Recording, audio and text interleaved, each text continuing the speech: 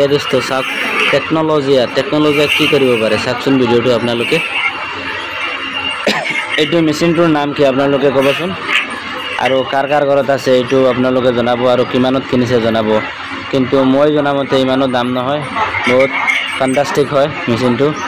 আপোনালোকে যদি কিনিব পাৰে বা কিনে, ঘৰত ইমান ধুনীয়াকৈ মহৰ কামোৰৰ পৰা ৰক্ষা পাব, আৰু বিভিন্ন ধৰণৰ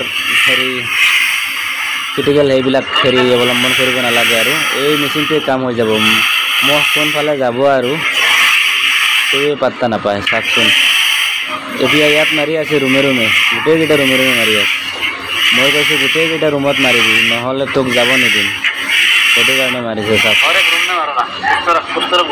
চাওকচোন একদম বঢ়িয়াকৈ মাৰিছে, ইমান মস্তি মেচিনটো। মই যাওঁতে কিনি লৈ যাম।